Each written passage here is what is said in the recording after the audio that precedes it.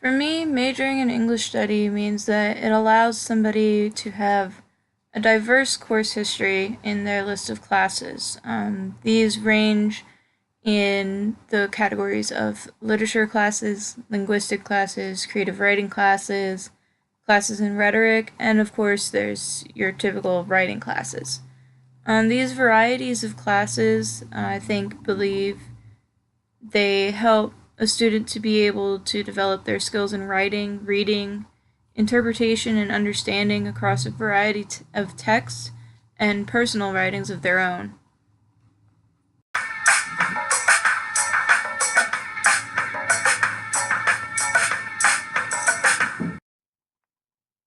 I chose to be an English studies major because early on in my high school career I had developed a small love for the art of creative writing. Growing up, I had always known that I wanted to be a teacher, but I just didn't know exactly what I wanted to eventually teach in. I didn't know what I wanted to go to school for, essentially. My freshman English teacher, she had opened me up to the world of poetry and creative writing as a form of self expression, and, outside of the classroom, that is. And instantly I fell in love with the way that the words were just able to have this sense of flowing out of the pages, out of the pen and onto the pages in front of me. Um, I found this, to be very helpful in my own life as well as understanding other forms of literature. Uh, she taught her classes in this unique kind of way that opened you up to different types of literature other than what we were just supposed to do by the curriculum. And the way that she taught her classes also helped me to develop my own writing skills. Not only did she help me to develop my own writing skills, but she pushed me and inspired me to want to teach English in the future. However, years down the line, I've done some things, got myself into different activities and adventures in life, and my career path has changed from being an English teacher to just being an English studies major with a literature focus. However, there's nothing wrong with that, and it will still take me further in life.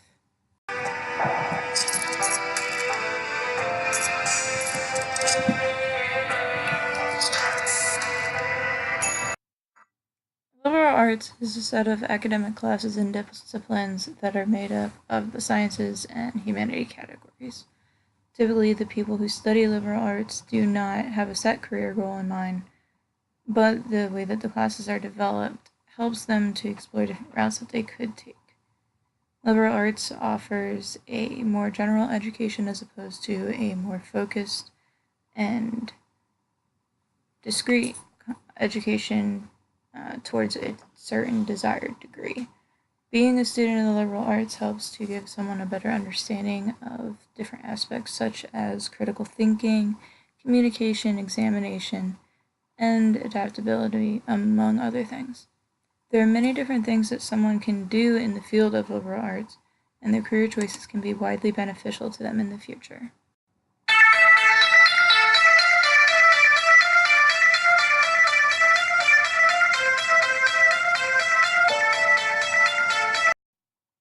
As I finish up my last semester here at Fitchburg, I will have already started in on my online courses with American Military University for a bachelor's degree in criminal justice, with which I plan to further advance in and obtain a master's in a few years. With this being said, earning an English studies degree will still help me in being able to write things properly in order to fill out paperwork and complete reports in the criminal justice system.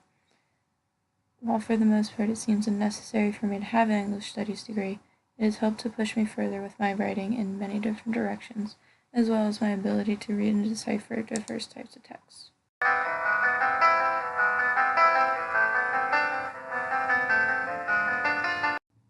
My first reading is from The Perks of Being a Wallflower by Stephen Chbosky.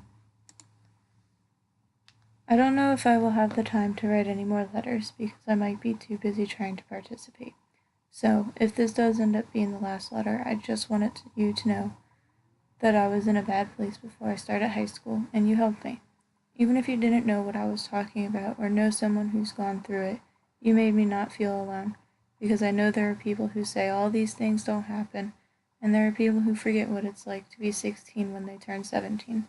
I know these will all be stories someday, and our pictures will become old photographs, and we will all become someone's mom and dad. But right now, these moments aren't stories. This is happening. I am here, and I am looking at her, and she is so beautiful. I can see it. This one moment when you know you're not a sad story, you are alive. And you stand up and see the lights on the buildings and everything that makes you wonder when you were listening to that song on that drive with the people you love most in this world. And in this moment, I swear, we are infinite. My second reading comes from the book Impulse by Ellen Hopkins. It's called The Thread. Wish you could turn off the questions, turn off the voices, turn off all sound. Yearn to close out the ugliness, close out the filthiness, close out all light. Long to cast away yesterday, cast away memory, cast away all jeopardy. Pray you could somehow stop the uncertainty, somehow stop the loathing, somehow stop the pain. Act on your impulse, swallow the bottle, cut a little deeper, put the gun to your chest. My last reading, of course, is from The Raven by Edgar Allan Poe. Once upon a midnight dreary, while I pondered weak and weary over many a quaint and curious volume of forgotten lore, while I nodded, nearly napping, suddenly there came a tapping, as of someone greatly rapping at my chamber door. "'Tis some visitor," I muttered, "tapping at my chamber door, only this and nothing more." Ah, distinctly I remember it was in the bleak December, and each separate dying ember wrought its ghost upon the floor. Eagerly I wished the morrow, vainly I sought to borrow from my book surcease of sorrow, sorrow for the lost Lenore, for the rare radiant maiden whom the angels named Lenore, nameless here for evermore. And the silken sad uncertain rustling of each purple curtain thrilled me, filled me with fantastic terrors never felt before. So that now, to still the beating of my heart, I stood repeating, "'Tis some visitor entreating entrance at my chamber door, some late visitor entreating entrance at my chamber door. That is it, and nothing more." Presently my soul grew stronger, hesitating then no longer. "Sir," I said, "or madame, truly your forgiveness I implore, but the fact is I was napping, and so gently you came rapping, and so faintly you came tapping at my chamber door, that I scarce was sure I heard you. Here I opened wide the door. Darkness there, and nothing more." Deep into that darkness peering, long I stood there wondering, fearing, doubting, dreaming dreams no mortal ever dared to dream before. But the silence was unbroken, and the stillness gave no token, and the only word there spoken was the whispered word, "Lenore." Then I whispered, and an echo murmured back the word, "Lenore." Merely this, and nothing more. For myself, when it comes to reading literature, I tend to stick to the more young adult versions of literature. I don't really tend to pick the classical side. There are some things that stand out to me. For example, The Raven, obviously.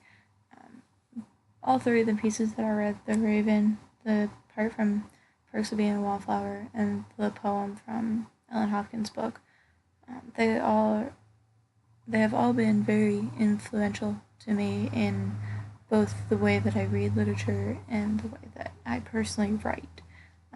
All three of these have had big impacts on my writing and reading, and I think they are all very influential pieces of literature, not only just in my life, but in the lives of others.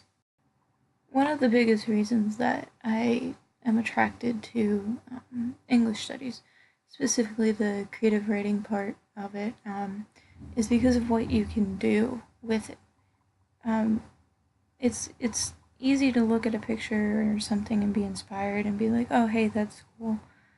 But for somebody that enjoys creative writing or has a knack for it, they can look at the picture displayed here and the one following it, and you can just kind of be inspired and find many different things that you could write about, things that just by looking at the picture you typically wouldn't expect to see, and you can create different stories out of things. I really like that about creative writing, and I really like that about English. I think the main idea with that and the ability to take what you see and go with it, run with it, and manipulate it into any kind of story that you want to create. I think that's one of the biggest things that drew me into the field of English studies, and one of the biggest reasons that's why I started this, that I wanted to be a teacher with it, so I could open this up to other young students and have them run with it themselves.